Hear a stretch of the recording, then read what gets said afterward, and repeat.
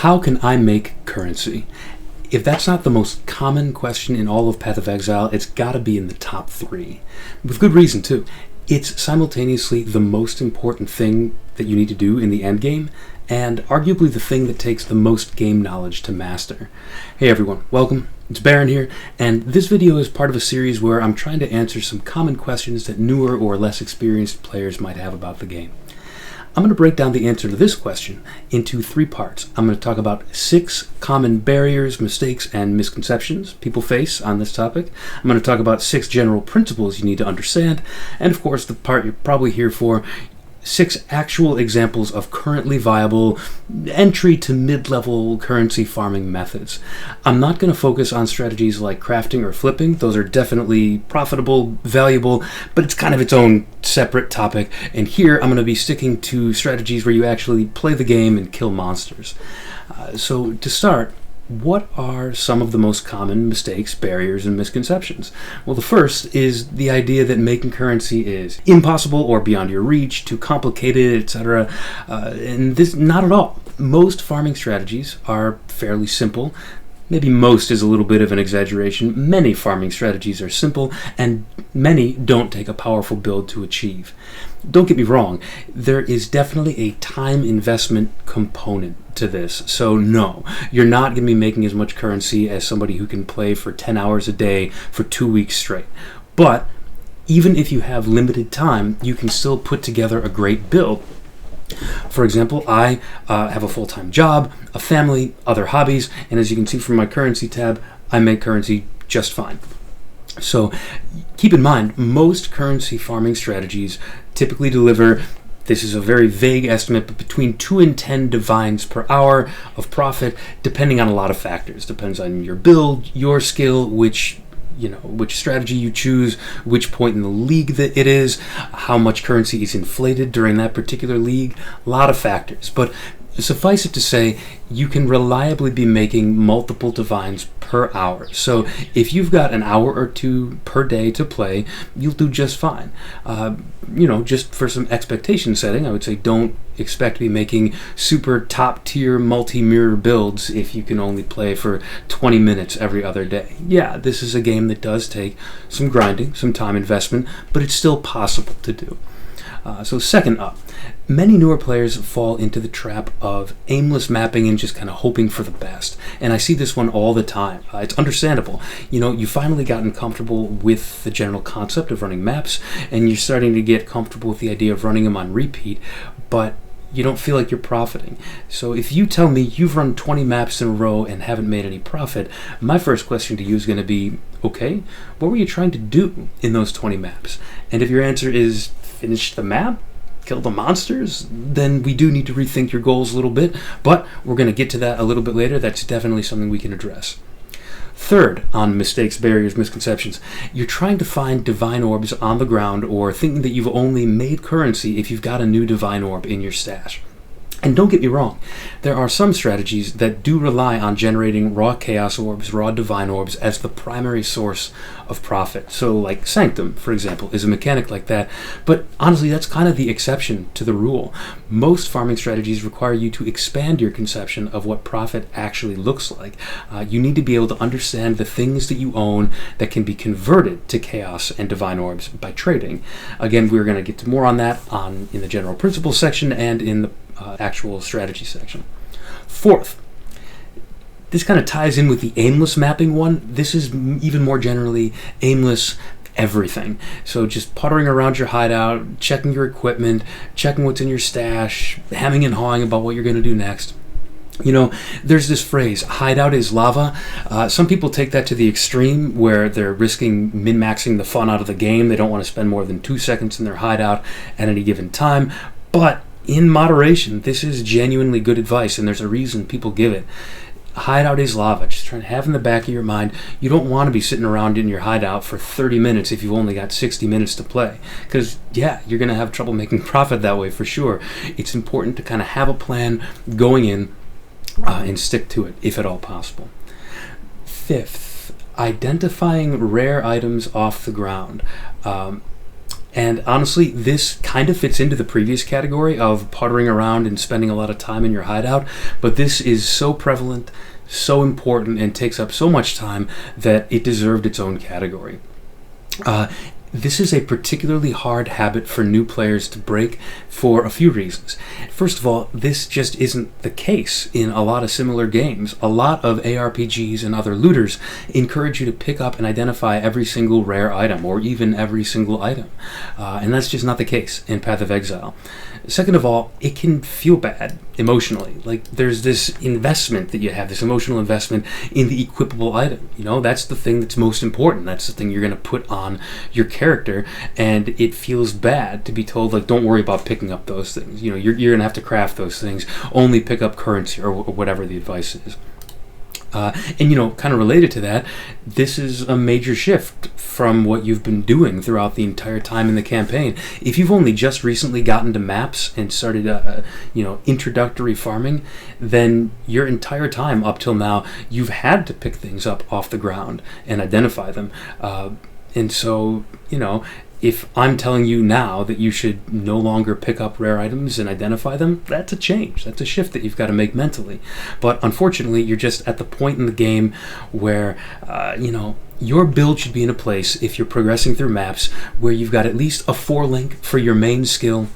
You've got, 3,000 life, maxed elemental resistances, maybe a little damage here and there. And honestly, that probably involves having at least 2 or 3 good mods on every item you're wearing. So finding an item with 2 or 3 good mods, yeah, it's not common. It's not going to be every item you pick up, but it's not vanishingly rare either. But statistically, as you require more and more good mods on your item, it becomes exponentially less likely that you're going to find them all together on a single item. So, like, finding one item with 3 good mods, it's not too hard, it's not too uncommon, but 5 or 6 is extremely rare to find on one item. So what that means is that upgrades at this point take a little bit more focus. You're probably going to have to craft these items at this point, or buy them from somebody who has, because unfortunately the same thing is happening to all other players as they reach this stage, meaning that the items you're going to pick up off the ground are probably not going to be worth anything on trade either.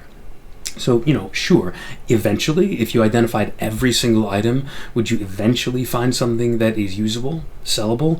Yes, but big caveat here, in the time that you spend identifying the 500 items that it's going to take before you find one that's worth a divine orb, that would take hours, and you could have just skipped those worthless items, saving yourself all those hours. Instead, use that time to keep killing monsters, which is honestly feels more engaging anyways, and then pick up things that are actually worth something. The math just never ever works out in the long term that simply picking up as many rare items as possible will give you profit or reliable profit. If it was, then you would see currency farming videos, strategy videos. Hey, pick up all these rare items and identify them. You never see that. It's not viable. It's nobody's strategy, and it shouldn't be yours either. So just make sure that you have a strict enough loot filter that you're not even seeing the items that you don't need to pick up.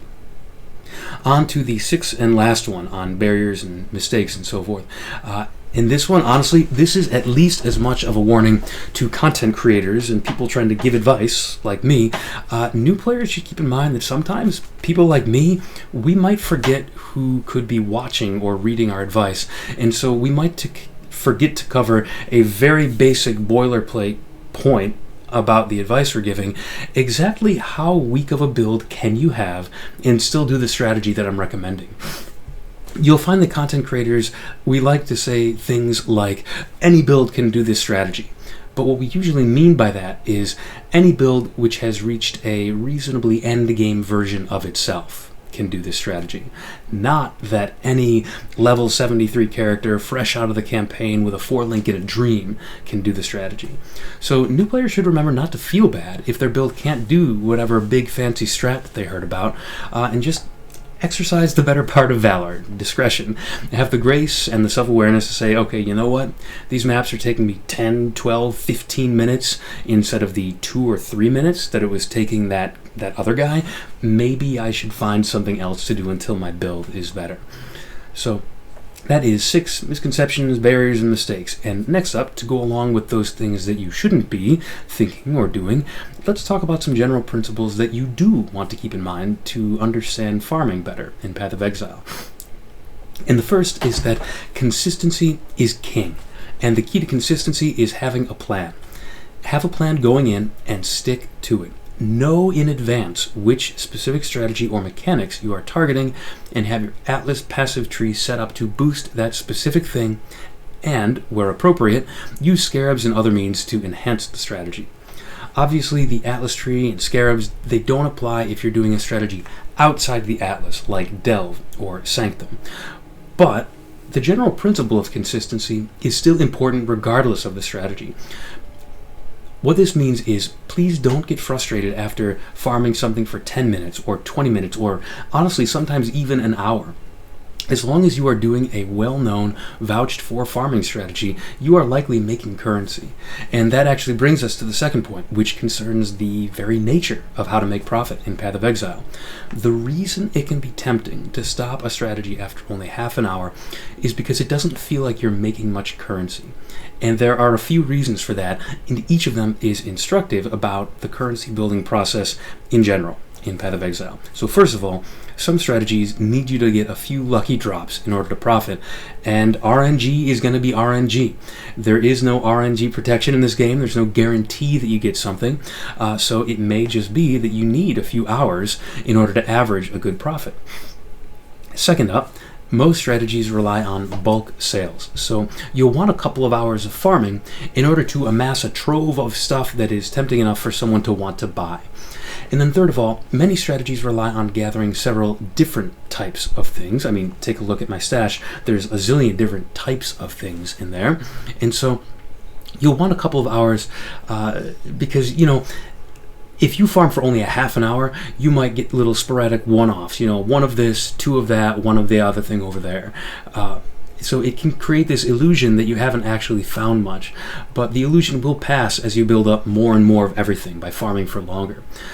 The key is to just keep going. As long as it's a proven strategy, it's not something that you homebrewed and you're experimenting with, then you really might not be making profit in that case. But having a tool to help measure your stash can help prevent this frustration, can reinforce the idea that yes, you're making profit because it's keeping track of the net worth in your stash. So I do recommend getting a hold of one of those.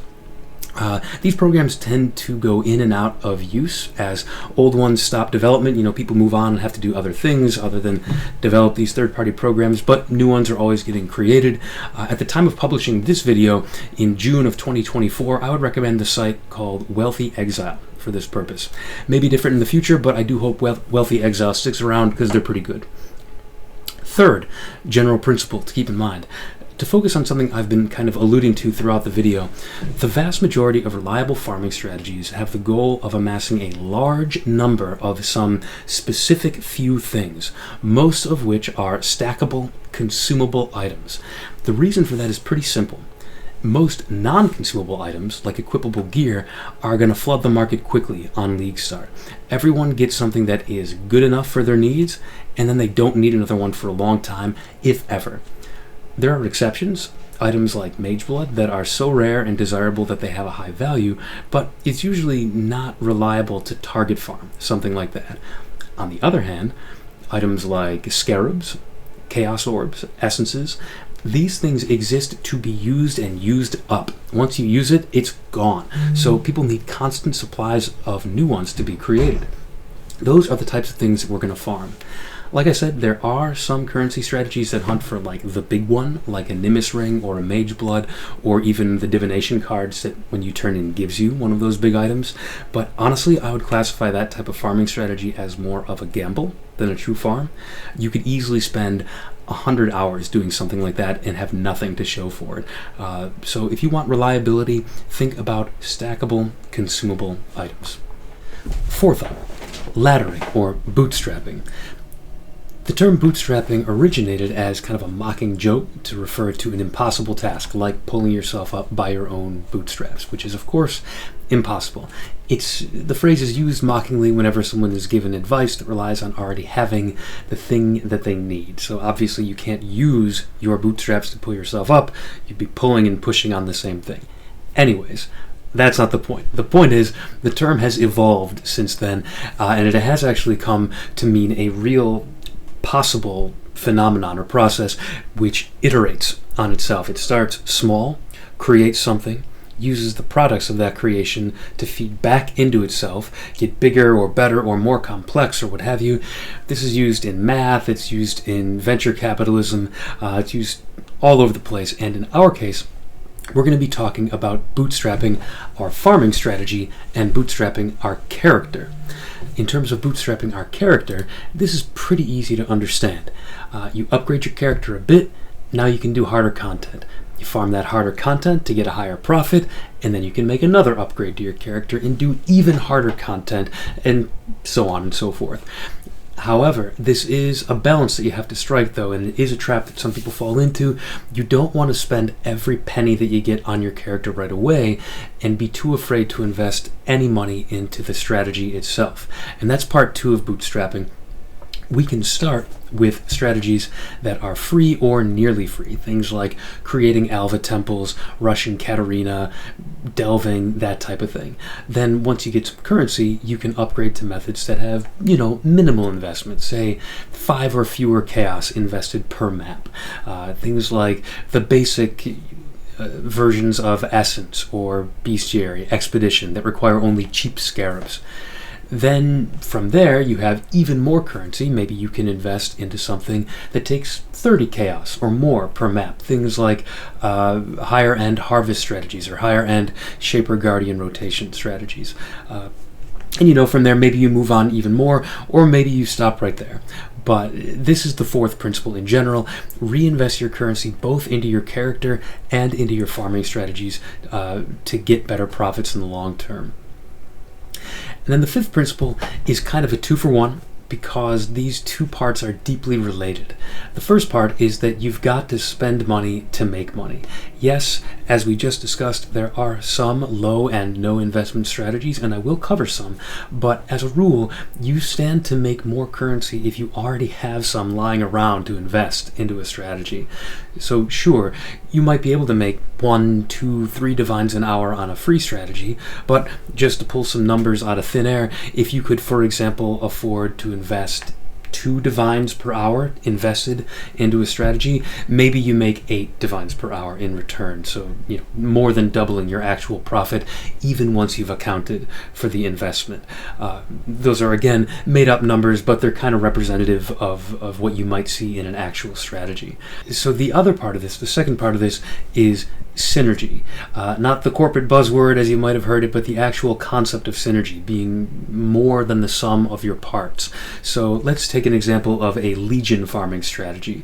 For those who are unfamiliar, legion is these large purple pillars that when you click on them, they summon armies of frozen golden statues. You beat them up and then they break out and they are actual monsters that you fight, yada yada yada. But let's say that you run a legion strategy with no investment, no scarabs, no nothing. The only thing you're doing is relying on your Atlas passive tree to guarantee a legion every map and to get a few bonuses to it. So you're going to make profit doing that. It won't be high, but it's going to be more than 0. You're going to make money over time doing that.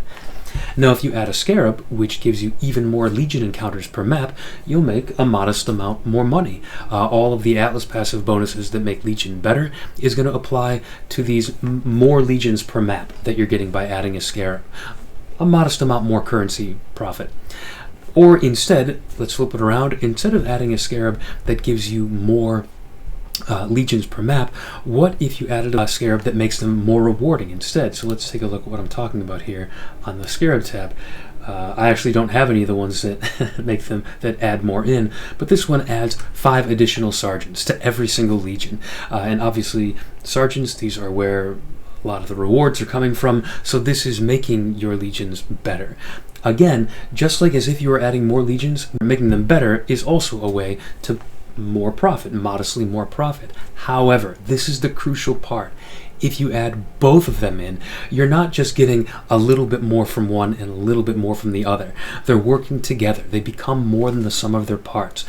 That Legion Scarab that's adding a couple more legions, that's not just, you paid 2C for it regardless, but now you're getting way more out of it because each one of those has 5 additional sergeants. Same thing in reverse. If you are adding 5 additional sergeants to every legion, and this scarab only costs a couple of chaos, well, once you've got 7 legions in your map, now you're adding 35 sergeants to the map for the same entry cost. So that's the key. Same investment cost, more payoff because you're using them together. And this is going to be true across a wide swath of strategies. So make sure that your Atlas tree, your map device selection, and your scarabs are all working together to increase the value of one another. This does involve spending more currency up front, which can be a little scary, but if you're doing it right, it also results in noticeably more profit, even after subtracting the cost of investment. And now, this last 6th principle is unfortunately one that there isn't really much of a shortcut for. It's just a long learning process, but I am going to try and provide resources to make it a little shorter and a little bit easier. And this is the principle. Game knowledge will improve your profits dramatically. Lacking game knowledge doesn't necessarily mean that you can't profit, so I don't call this like a barrier per se, but definitely the more knowledge you gain, the more you will profit. Game knowledge is the ability to look at an item for under a second and know whether it's potentially good or just crap. It's the ability to know why some bulk item is selling well right now, whether that's likely to change or not, and why, and what might influence it. Lacking game knowledge can cost you profit in a couple ways. First of all, you might miss something that's actually worth a lot of currency, but you don't know that. So lots of players, tons of players, are shocked when they first learn how much a seemingly innocuous item like a +1 power charge or +1 frenzy charge ring actually sells for. Or, for example, this league, there are corpses and all flames that go for multiple divines, and they would be easy to miss if you're not sure what to look for. And you can really only know what to look for by being engaged with the culture and the community of Path of Exile and know a robust amount about lots of different parts of the game. The other way that game knowledge, or lack thereof, can cost you money is via time. You're going to spend time assessing, deciding strategies, deciding upgrades for your build. You're going to spend time price checking a lot of things, but game knowledge lets you do those things quickly. It gives you the confidence to know what's interesting enough to check in terms of items and what's just garbage. It lets you decide on an upgrade in 1/10 of the time because you already know what you're looking for and why and where you're going to find it. Game knowledge also lets you complete strategies faster, stop killing the wrong enemies, price your items competitively, roll maps faster because you know what you're looking for, all that kind of stuff. Now, how can you actually do this other than just play the game for 5,000 hours? There are specific ways that you can grow your game knowledge. You can hang out in the questions thread on the Path of Exile subreddit. That's a really helpful place to be. Likewise, that same Path of Exile subreddit has an excellent FAQ, their frequently asked questions section, in the About portion of the subreddit. Outstanding. A lot of work has clearly gone into it. Highly recommend it. But also, you can be watching content and reading strategy guides on different farming strategies, different builds. You can be talking to other players. And then, arguably, most importantly, you can be using some of the tools and websites that are available that can make you better at this. So bookmark poe.wiki. Bookmark because the wiki has just a wide swath of information. You can search up anything that you might have questions about. Bookmark sites like poe.ninja, where you can see up to the minute currency prices and what items are worth. You can see different builds on poe.ninja, see what's popular, see what's powerful. Bookmark craftofexile.com. It gives you an idea of the mods that are on different items and how to get them and how common it is and that sort of thing. The Exile, which we already talked about, good for stash tracking. Use tools like Awakened PoE Trade, which is an overlay that you can use to click on items in-game that lets you check prices on things that you actually find. And then just in general, have an attitude of curiosity, even about things that don't seem directly related to making currency. Try to remember that in real life, an iconic discovery like the radio was not made because somebody set out to create a communication at a distance device.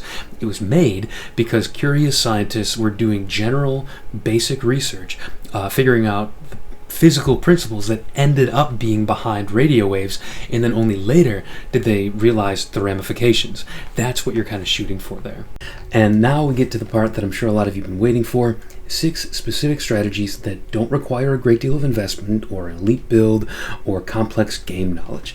I'm going to try and go in roughly escalating order of the cost, difficulty, complexity, that kind of thing, but your mileage may vary. Those are only approximate orders. I do have a caveat that I want you to keep in mind. In Path of Exile, the economy is constantly changing, which means it is always a good idea to take a look at the prices of your supplies that you need to buy into the strategy, and also the prices of the things you're trying to find in a strategy, and compare them. Look at a site like PoE.Ninja or even the trade site itself. Just kind of make sure that a strategy you're looking at is still viable in the current state of the economy whenever you're looking at it. And that includes this video as well.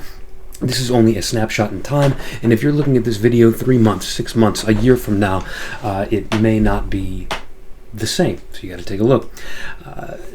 With that in mind, for each one of these strategies, I'm going to give a brief overview of it, talk about why it's beginner friendly, give a few general tips about it, and then I'm going to put in the description a link to some other content creators' more in-depth guide on that particular mechanic.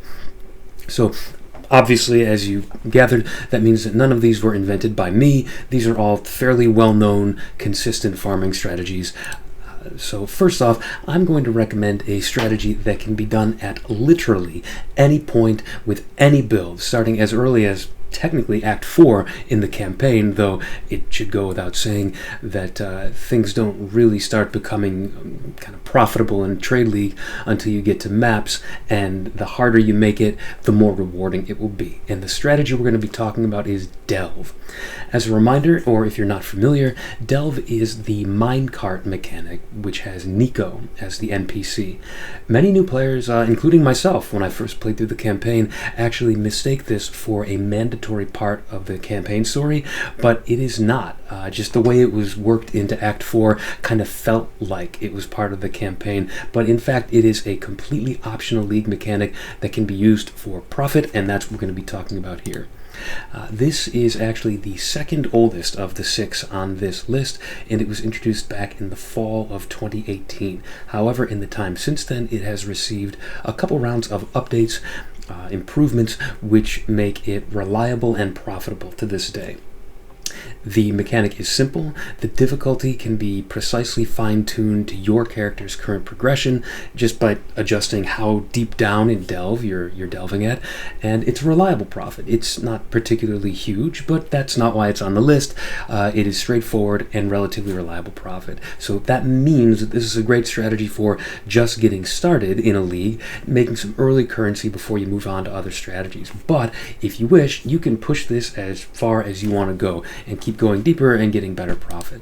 So I'm going to be linking to a content creator called Jorgen in the description of this video, and he is outstanding. He is the undisputed king of what you might call mid-level delving. That is to say, you don't need a hyper-specialized delve-only character to do the strategies that he's going to talk about. His account is just chock full of awesome content about delve. I really have to recommend it as highly as possible. But in brief, to give you the brief version before you go dive in with Jorgen, you will pick a level of difficulty based on how far down in the delve mine you go. So you pick the level that is comfortable for your character, that you can kill things pretty much instantly and without dying yourself. And then you're just going to delve sideways along the delve map in order to maintain that same level of difficulty. Along the way, as you delve, you're going to be targeting specific nodes. So the way delve works is you start at a little node and you trudge along behind the minecart as you get to another node, and at each node there is an encounter. You fight some enemies, and then at the end you get a reward, and you get to pick another node to go to. So you're going to be targeting nodes that have special symbols on them. You're not going to care much about just generic armor nodes, weapon nodes. Those are pretty bad. You're going to care about ones that have special symbols for particular types of gear, like fire gear, chaos gear, minion gear, that kind of thing. And you're also going to be targeting nodes that have a blue azurite symbol. Azurite is a delve-only resource. It is not tradable. You only use it to interact with the NPC Nico. And what you can do with it is you can trade azurite for 1-socket resonators. Those can be traded in bulk to other players, and that is one of the primary sources of profit for mid-level delving. Other sources of profit in delve include fossils, equipment with those delve only modifiers. So you're going to find at a fire node, for example, you're going to find equipment that has delve only modifiers on it relating to fire. Same thing at the minion nodes and the chaos nodes and so forth. Those can be a source of profit, but it's a little bit boom or bust. It relies on whether you get lucky and find something worthwhile. The other thing about delve, which is nice, especially if you're doing it at a relatively shallow level, you haven't gotten down deep and difficult yet, is you can find fuel for what's called the chaos recipe. Now, it's a little controversial. Not everybody recommends the chaos recipe. I do. I'm fully in favor of it. I recommend you look it up, and we'll talk about it again a little bit later in this video. And so once you get down deeper, though, well beyond the area where you're would be doing chaos recipe, you're also going to be targeting bosses called the Grand Architect and the Crystal King. Now, if you're looking for delve guides outside of Jorgen's channel, you may find older guides that talk about how to target walls in the darkness to blow them up. You can ignore those. Basically, at this point, the advice to blow up walls in the darkness and delve, it's outdated. It's no longer a particularly efficient method of farming for currency. So you can keep it simple by just hopping from node to node and not worrying about what's in the darkness off to the sides. Run to the node, kill the monsters, pick up the loot, repeat. Now, with the recent changes to the Atlas passive tree, actually, this is a strategy that you can completely do on your own. You can guarantee delve in every one of your maps, and the reason you need that is when delve appears in a map, it is just these golden sulfite nodes in the ground, or sulfite mounds in the ground, and you need that sulfite to power the minecart. That is the only thing that you have to do in maps that has anything to do with delve. Otherwise, it's totally off to the side. You never even touch a map.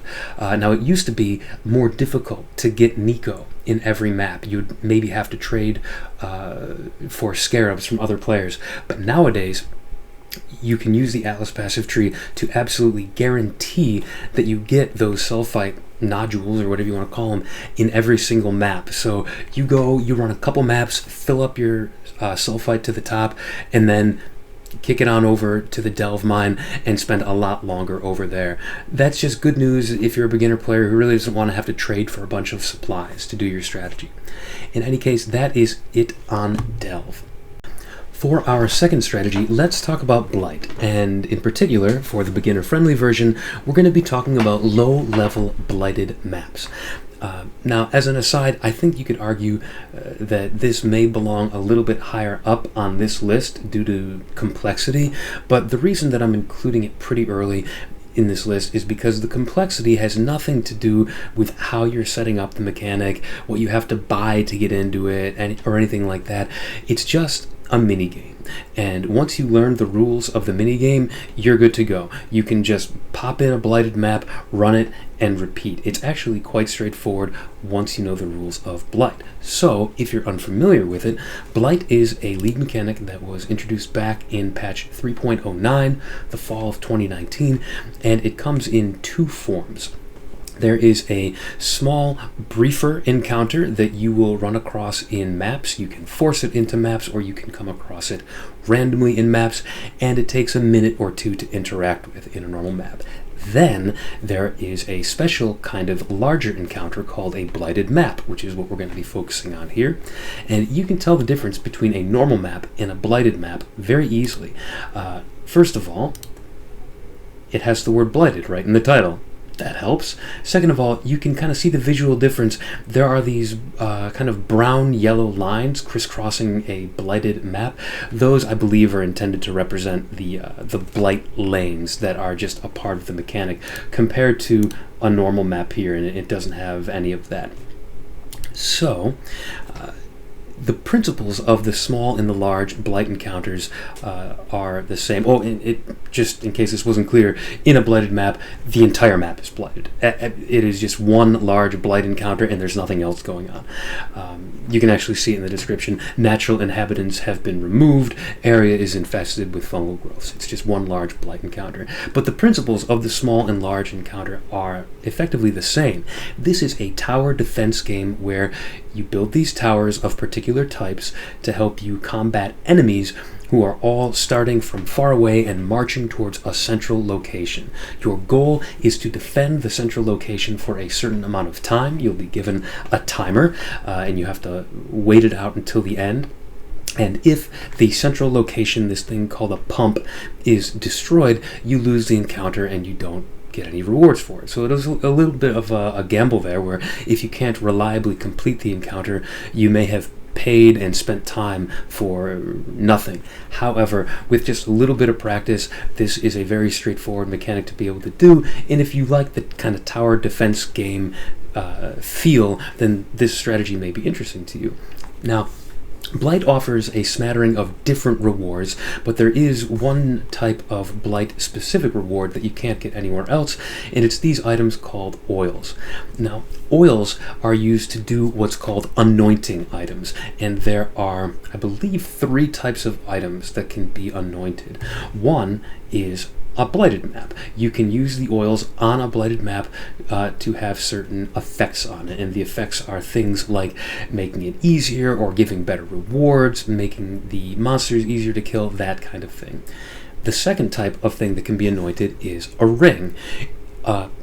Rings specifically have effects that are only blight specific. So this is talking about meteor towers, a particular kind of blight tower. And this has no impact at all in anything outside of a blight encounter, but this is the type of anointment that you can put on a ring. The last major type of anointment is mostly reserved for amulets. You can see this says allocates ancestral knowledge in that lighter blue color. That is an anointment. There are some niche items that you can find in Blight, boots and helmets and so forth, that can be anointed as if it were an amulet with the same type of anointments. Those are rare and not very often used. The amulet is by far the most common spot to find these, and these anointments are simply nodes from the passive tree. So of course the advantage is that by anointing a node on the passive tree, I've got this one over here anointed because I have a tattoo on it, don't worry about that. The advantage though is that you can get access to powerful and unique benefits that are way on the opposite side of the tree from your normal build and would have taken a lot of effort to get to. So this is one of the primary driving factors in why you would want to farm Blight, because these oils are very desirable. Every build is going to need to do at least one anointment. So I think that's it, talking about the rewards. So let's talk about this. It's not a mechanic that you can brute force unless you've already got an excellent build. And I'm kind of figuring if you're looking at a beginner-friendly currency strategy guide, you're probably not already working with an elite build. The mechanic is designed so that you're supposed to really lean into the tower defense mechanic and let your towers do a lot of the work. Now, so you have to engage with the mechanic, is all I'm saying. For this strategy, I'm recommending those fully blighted maps, not just the little minute-long encounters you find in a normal map. But the good news about that is that you're not going to need scarabs. You don't need to worry about your Atlas tree or having a bunch of Atlas passive points. You don't need a particular map device option. All you need is the blighted maps themselves. You pop one in, maybe you anoint it first if you want, but that's optional. You pop it in, run it, repeat. Simple as that. So ideally, you would bump it up, and if you get good at this strategy, you should be able to run maps of tier 13 or higher. Those are ideal because those are the only places to get these higher tier oils, like a golden oil here, which are the most valuable, of course. But with that said, if you're just starting out, it is still perfectly reasonable to run low tier, from even tier 1 blighted maps, which are going to come very, very cheaply, a few chaos each at most. So you're going to get mid-tier oils by running those low-tier blighted maps, things like teal, azure, indigo. These aren't really going to sell very well. You don't need to worry about that. Use them yourself on your maps if you want, or if you have no use for them, you can upgrade them at a 3-to-1 ratio, either by using the Blight tab here, or by trading them to a vendor at a 3-to-1 ratio to get the next highest tier up, and you would upgrade them to the point where you've got crimson oils. Now crimson, despite not being a super top tier oil, has some very beneficial effects that mean that it is definitely sellable, and if you are running higher tier blighted maps, you can even use these on your own. I wouldn't bother wasting these on low tier blighted maps. Probably better to sell them if you're still running the kind of low tier ones, but if you're running those T13 plus, go ahead and use them. They're great. Now, aside from oils, most of your profits running the low tier maps are going to come from just a wide variety of generic drops that are going to build up over the course of many maps. Like we talked about earlier, you might not see that immediate influx of profit after 1 or 2 blighted maps. You might need 10 or 15, and that's okay. Raw currency alone that you find in an individual map should be more than enough to sustain the extremely low cost of these maps. You're going to be finding chaos orbs, alchemy orbs, stuff like that. That should fund the purchase of the maps, no problem, and everything else you find is pure profit. So also, like we talked about with Delve, low tier blighted maps are an excellent source of fuel for the chaos recipe. So again, I do encourage you to look up a full explanation of what that is, but just to satisfy any curiosity in general, this is a recipe where you take one unidentified piece of gear for each slot. So a gloves, a body armor, a boots, all unidentified, and trade it to the vendor at the same time, and in return you will get 2 chaos orbs. This is nice because it just gives you something to pick up in a map where you might not have too much else valuable to pick up. Now, jewelry, rings, belt, and amulet are typically the hardest part of this recipe to complete. You're often behind on those, so what's nice about Blight is that there are a lot of jewelry specific chests at the end, so it really helps you fill out those gaps. Now, in terms of how to run it, like strategy for how to engage with the tower defense, you're going to get a lot more detail in the full guides that I'll be linking, but just as a sneak peek, it is important not to start with your towers too far away from your central pump. This is kind of a trap new players fall into because the game doesn't do a good job of explaining. If you get more than a screen and a half away from your pump, or pardon me, from your towers, the towers shut off. They stop working. The enemies are still marching past them, but they're not doing anything. You need to be within either in eye shot, like on your screen of a tower, or have it be just off screen, or else it's not working. I think it's about a half screen away outside of your field of vision that a tower will still be working. It's like your character has a little invisible battery inside it, and it can only power pumps or towers that are nearby. So that means try and concentrate your defenses as a start all near the center so that you can be activating them all at once. They're all working. Only once you've got that area around your central pump totally filled out do you want to start pushing out and expanding. But even then, don't spend too long off a screen away constructing towers. Go maybe a screen away, very quickly construct or upgrade your towers, and then race back to the other side so that your towers don't spend too long turned off without your presence. So one of the guides that I'm going to be linking is from the prolific new player-friendly content creator Zizarin. Many of you will already know who that is if you've looked into anything Path of Exile related. He's very popular and with good reason. He explains things in a very straightforward way. So he's highly recommended. And the other guide I'm going to be linking is also excellent. It's even more detailed, and it's by a content creator named Traffic. So highly recommend that one as well.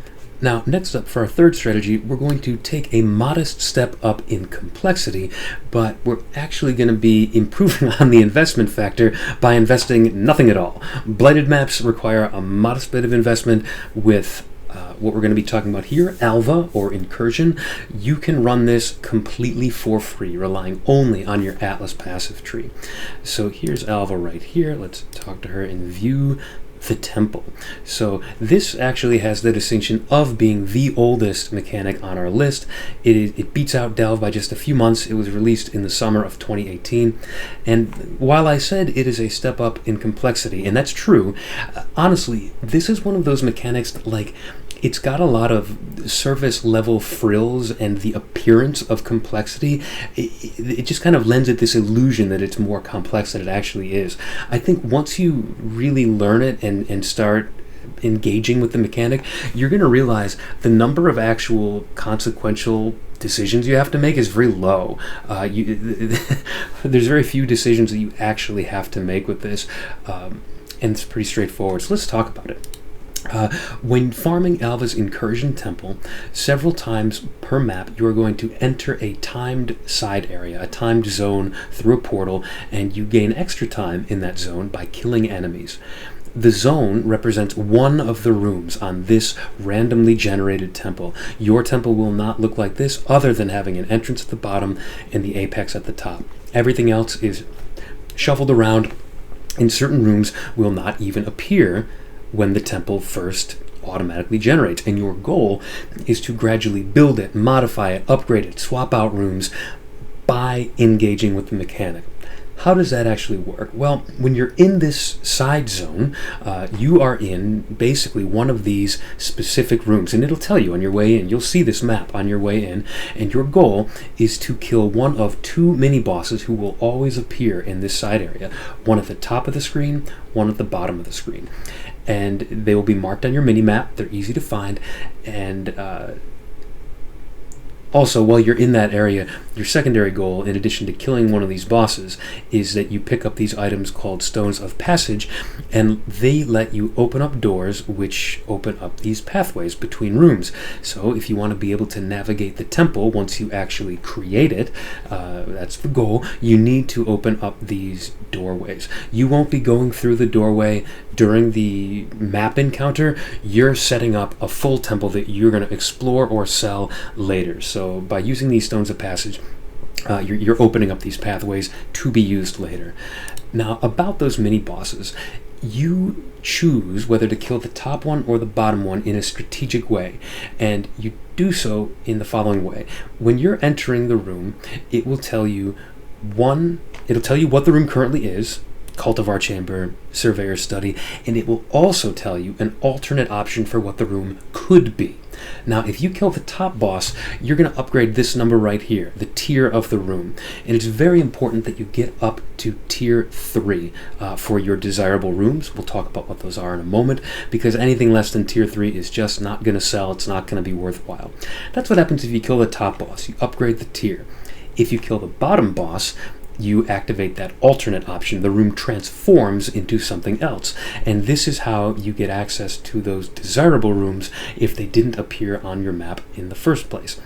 There are these rooms that are untiered, and in that case, you have to pick between which of the two things it's going to become. There's no upgrading the tier in that case. Now, speaking of those good rooms, though, you only care about 3 types of rooms: Sacrifice, Gems, and Corruption, with Corruption being the most important. So if you look at my current layout right here, I do not have gems. Oh no, I do. I have gem cutters right there. That's good. I do not have Sacrifice, but I've got gem cutters and Catalyst of Corruption. These are the 2 more desirable ones, but they're not yet at tier 3. I've got to do more encounters and hope that I'm offered the option to upgrade them to tier 3, because the other lower tiers don't matter. This is, in large part, RNG. When I go into my next map and do 3 more incursions, I might just not be offered the opportunity to interact with this room. And if so, well, tough luck. I make a new temple and I try again. But if I am offered the room, it is a straightforward decision. I upgrade the Catalyst of Corruption. It becomes tier 3, Locus of Corruption, and suddenly the temple is worth a lot of money if I sell it to another player. Once you get good at this, you can actually build several temples per hour. And the great news about this, tier of map does not matter in the slightest. It works just the same in tier 16 as it does at tier 1, so this is a very good early beginner-friendly strategy. See anything else?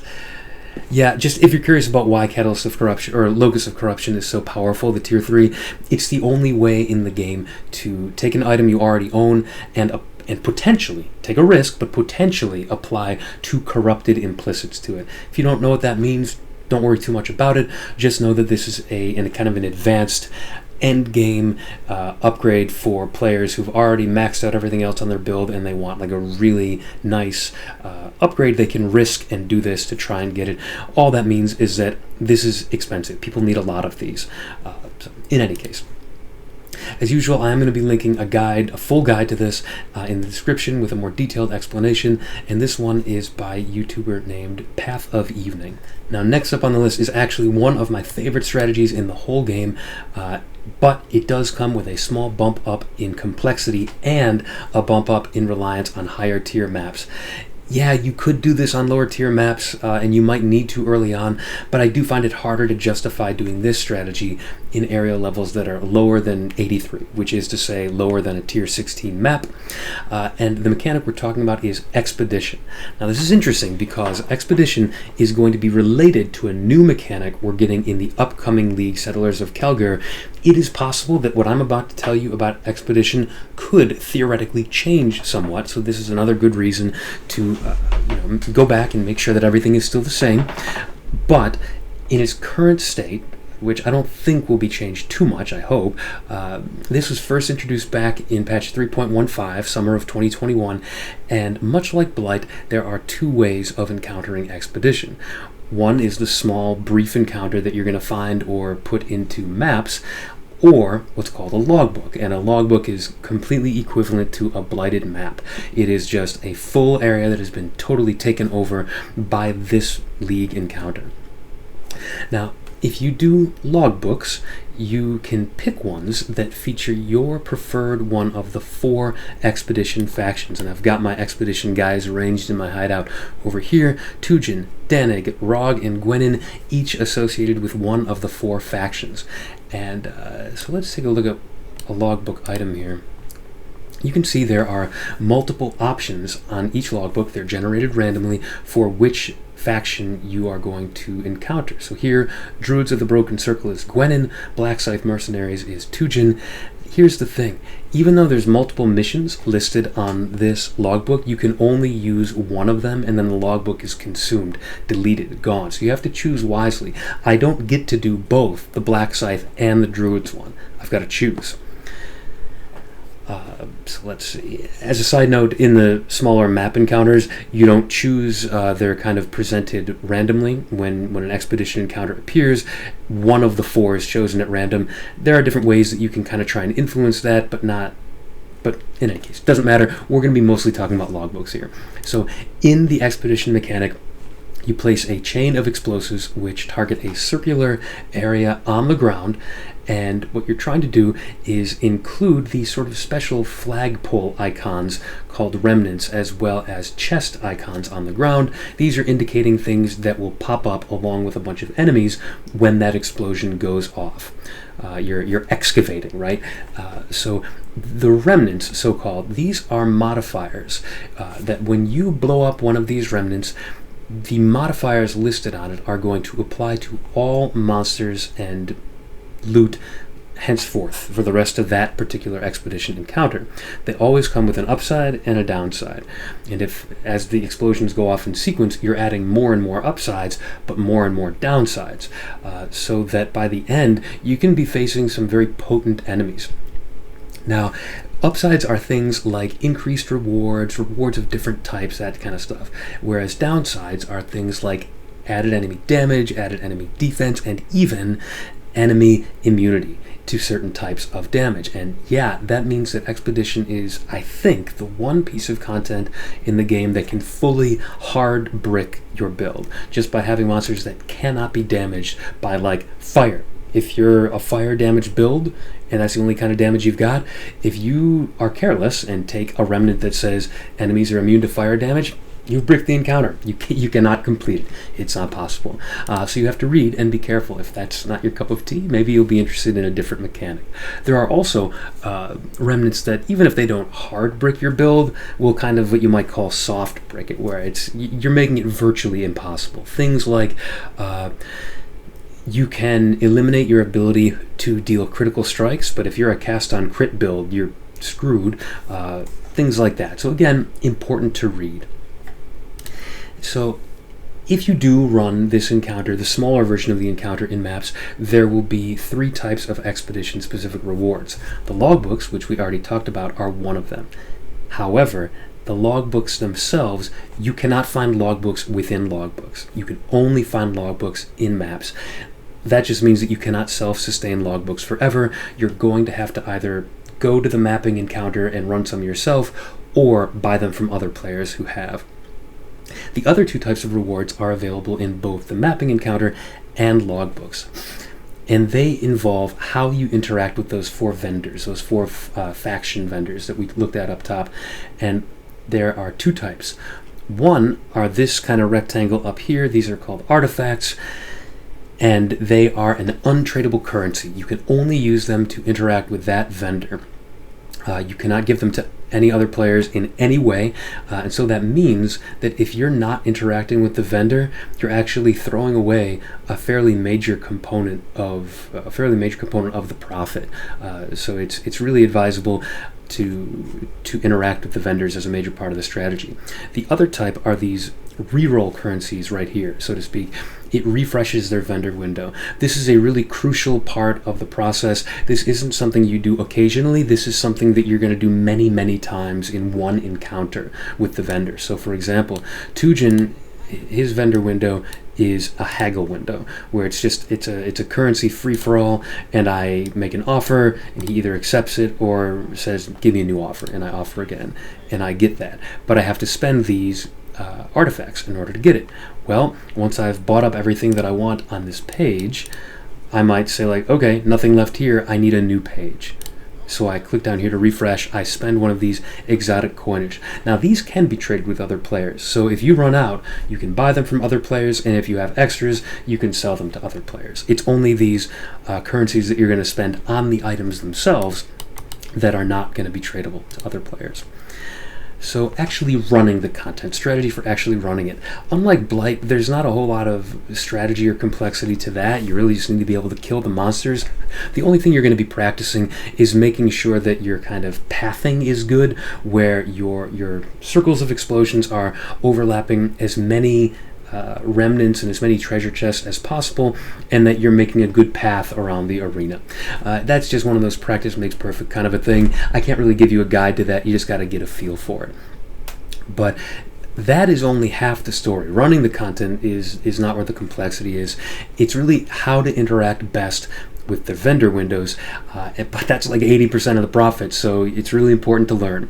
And needless to say, just like everything else, a full guide's outside the scope of this video, so I'm going to link separate guides in the description, and in fact, one of the guides I'm going to be linking is my own. It was originally posted like a year ago, and so the mechanic has not changed a lot since then. The advice given in that video is still good. The only major distinction, I think, is that at this point, stacked decks, one of the primary things that you get from Tujin's vendor window there, the appearance rate of stacked decks has lowered, which has modestly decreased the profit of the strategy, but it is still very profitable. You don't need to worry about that. That's the only kind of like little difference. Other than that, the video is still perfectly valid. And it's going to apply to how to run Knights of the Sun logbooks and exchange that currency for Black Scythe currency over here. So needless to say, that means that if you chose to run Black Scythe logbooks instead of Knights of the Sun, the advice in this video would apply almost exactly the same. You would just eliminate any of the steps that had to do with getting discounted currency from Danik. You would just skip to the parts where you talk about interacting with Tujin. So let's see what's important. Yeah, the other guide that I'm going to link in addition to my own is by a very popular, much more popular than me, content creator named Spicy Sushi, and he's going to be talking about how he interacts with Rog down here. Now, he does these Order of the Chalice artifacts, and normally you're going to see this Order of the Chalice referred to just by the name of the vendor, ROG. You'll hear ROG crafting as a term tossed around. And this is particularly profitable in the first week or two of a league. It is a way of kind of semi-deterministically, semi-randomly crafting gear, but it gives you more control over it than just applying random currency to your gear. So you can wind up with gear both for yourself and for selling to other players that is pretty valuable with a little bit of practice. And that brings us to the end of Expedition. Our fifth strategy is Harvest. While the mechanic itself is much less complicated than Expedition, there's a reason that it's included higher up on this list, and it's because the setup is more detailed and it's more expensive, so I do have to include it higher up. Now, Harvest is a mechanic that's pretty different than what it was when it was first introduced back in patch 3.11 in summer of 2020. So, ignore any guides from Harvest League itself, and really, for most of the time in between then and now. What you really need to know about it is that you will access a harvest encounter in a map by entering a blue plant-like portal. And then you are taken to this small side area with a lot of plots on the ground as though they were plants, but they are monster plants that you're going to fight. Nothing too complicated there. The monsters will really only drop one type of reward, and it is a resource called Life Force. We kind of colloquially refer to that as juice, but the life force comes in 3 colored varieties: the purple, the yellow, and the blue. There's also this very rare sacred crystallized life force that you don't need to worry too much about, but if you get one, great. It's expensive, but mostly you're going to be picking up just these 3 types of things, and you can either use it at this horticrafting station. I've put it in my hideout with the decorations function, or more likely, you can sell the juice to other players who need lots and lots of the stuff for advanced crafting. This is very straightforward. It's one of the strategies that has the least amount of trading possible. You can farm this for 5 hours, put all of your life force from those 5 hours up for trade, and you're going to get a single person asking you to trade within 5 minutes or less. No problem.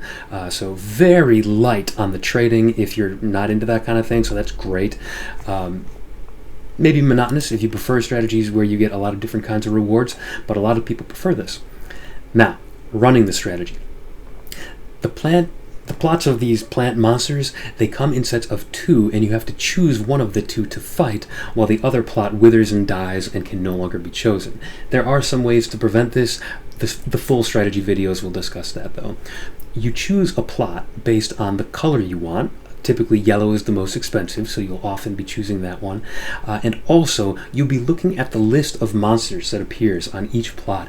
You're going to be looking at the bottom of the list where the higher tier monsters are. Their names are kind of highlighted in bolder colors, so it's very easy to tell what the higher tier monsters are. They're the ones that kind of jump off the page at you, or jump off the screen at you. And if you've got a plot that has way more higher tier monsters, you want to pick that one, because they're the ones who drop more of this harvest life force juice. Now, there are, at present, kind of 3 main strategies for how to run Harvest.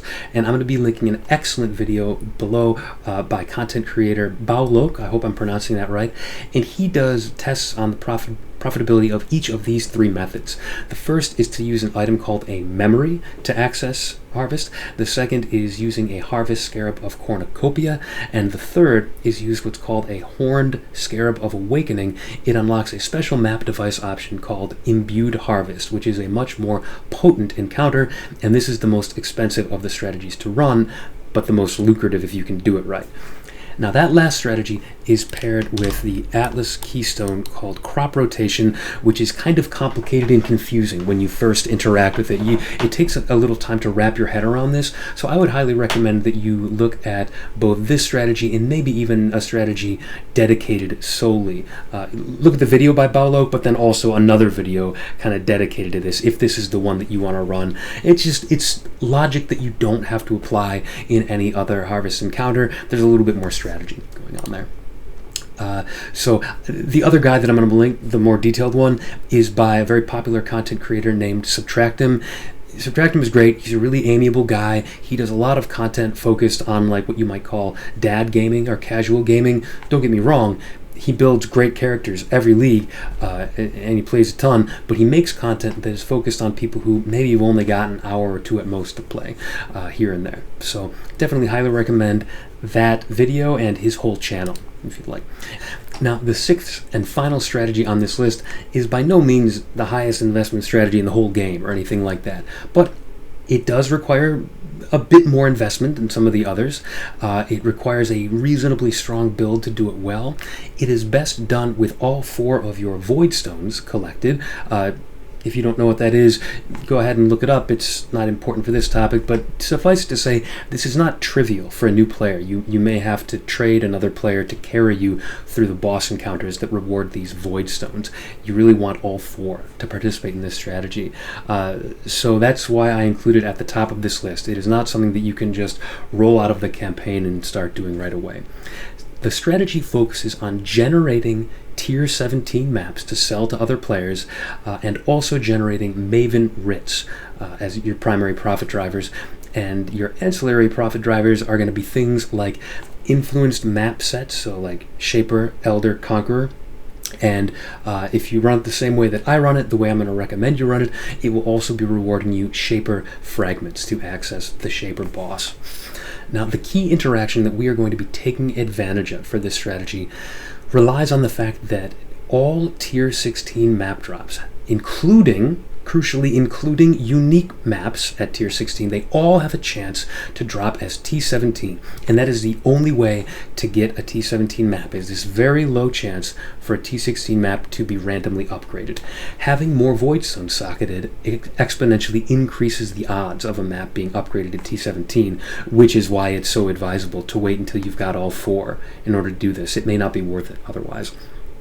So we're going to be taking advantage of an interaction that lets us force a lot of unique maps to drop in a single map, meaning that we get way more bites at the apple, way more opportunities for a T16 to be upgraded into a Tier 17. We're going to be dropping way more maps than you would normally see. So we're going to be looking at the Cartography Scarab of Singularity here. There we go. A unique map will drop from the final map boss. That wording's a little misleading. It says the final map boss, but what it should say is any map boss that you've added. The wording the final map boss just means that if the map comes natively with like a 3-part boss, like City Square has 3 bosses in one, that this will not drop a unique map from all of those 3. It will only drop from the last of those 3. But if you add other final bosses to your map through other means, all of those will drop unique maps. So we're going to try and do that. We've got 2 potential ways to choose from that we can add a ton of map bosses into our maps. And you choose which one of these to use based on which of the 2 scarabs is cheaper at the time. It's just an economic decision because the effect it's going to have is going to be very similar.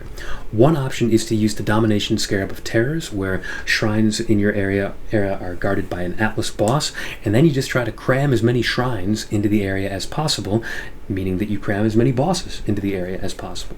The alternative, which is still going to involve using shrines, is going to be using the Horned Scarab of Pandemonium, this guy down here. Monster packs in area have a 15% chance to be replaced by a random Atlas boss. So, here's the thing. Shrines, when you add them in, you're also adding in a pack of monsters that has a chance to be replaced in this 15%, plus every other pack of monsters in the whole map has a chance to be replaced with a map boss. So, by adding in more shrines, you're still getting more bites at the apple, more attempts at getting these unique map drops, and therefore getting the Tier 17 map drops. You will average, if you're doing this right, about 1 Tier 17 map drop, or a little bit more than 1 on average, per map that you run. It varies. Sometimes you go 3 maps in a row with none. Sometimes you get 3 Tier 17s in a single map. But on average, if you run 20 of these, you'll get around 20 to 22 Tier 17 maps. And they sell for a lot of currency. So that's the focus of the strategy. As a bonus, adding all these shrines in is going to beef up the power of your character. So if you only have a pretty good character, not elite yet, this is a great one to kind of bridge that gap. So those are the 2 main scarabs that tie the strategy together. These are the 2 required ones, Singularity and either Domination of Terrors or Horned Scarab of Pandemonium. That leaves us with at least one other map device slot, or two if you've unlocked that fifth slot.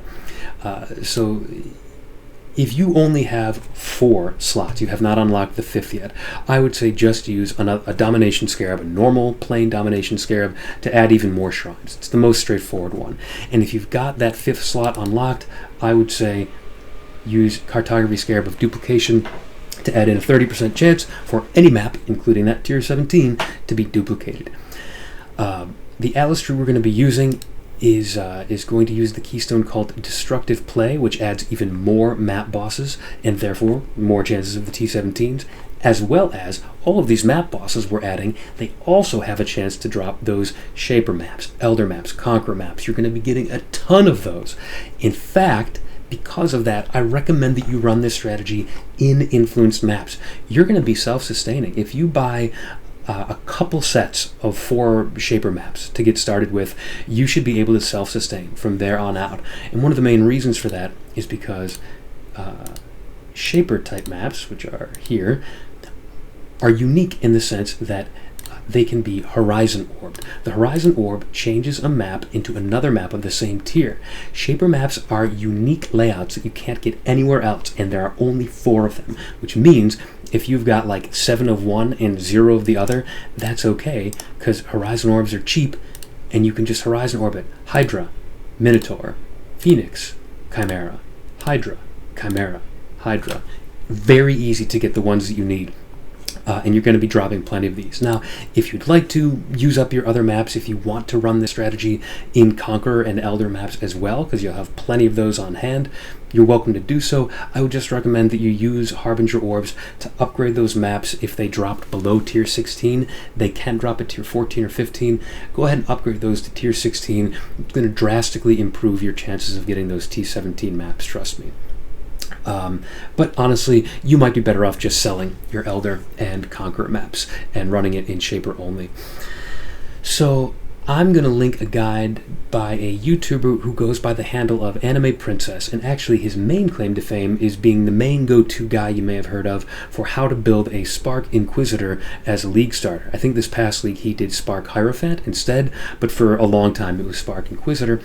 He also does a great job in this video presenting this strategy, so definitely encourage you to give it a watch. It is worthwhile. Check out his channel if you're interested too. And that is 6. We covered 6 mistakes, barriers, and misconceptions, 6 principles you need to keep in mind, and 6 specific strategies to make currency. So this was definitely a long video. I appreciate if you've stuck with me so far, but keep in mind, this is only an introduction to the topic. You've barely scratched the surface, and there's a ton more out there to research. I am here to answer any questions you might have in the comments, and if you've got some other strategies that you felt should have been in my list of 6, let me know. We can do a follow-up video if there's a lot of interest. But put it down in the comments, and in the meantime, thank you so much for tuning in. Take it easy.